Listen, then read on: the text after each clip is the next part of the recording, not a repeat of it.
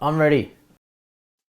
What was the energy like? It was amazing. Yeah, it was always full on. Is what is the rock and metal. That's what I always loved about it: the aggression and the energy.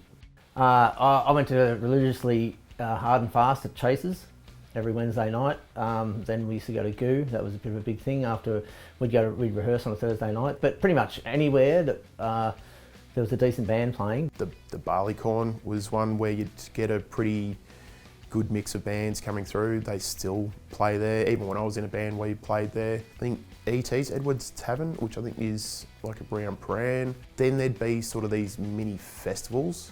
So PBS would do transmitter appeals and Triple R would do them.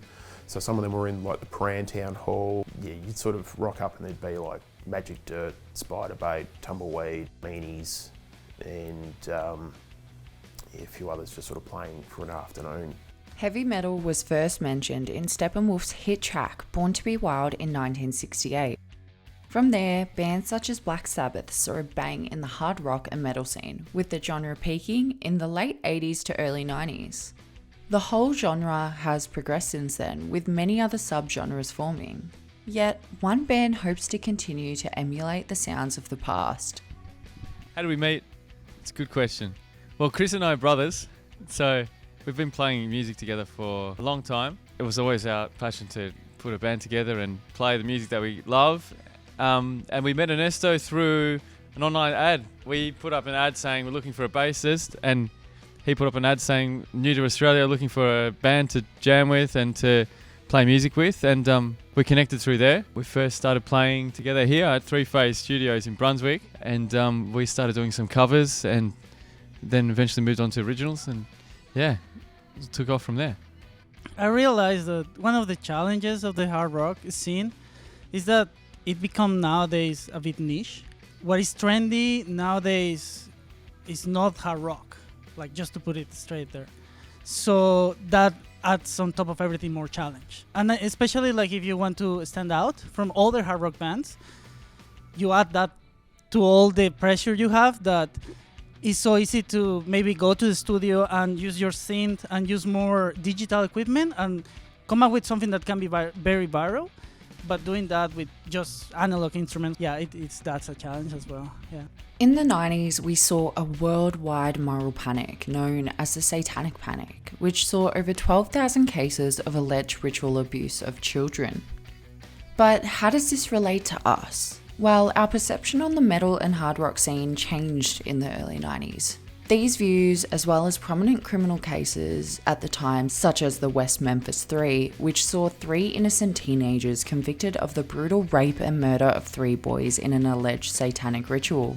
Yet, in reality, the 3 teenagers were just active in the heavy metal scene, leading people influenced by the panic to point fingers. But how does this fold into the Melbourne scene? So you were saying how like the outsider attitudes were kind of negative. Do you believe that the Satanic Panic that was really prominent within America and kind of folded into Australia in the early 90s had any influence on that outsider attitude predominantly in the early 90s scene? I think that's always with metal. That's always what's made it. That's why everyone does it, mostly to get the attention. If it's not, going to psych some people up. You put a pentagram on something or a Nazi symbol, people are going to freak out.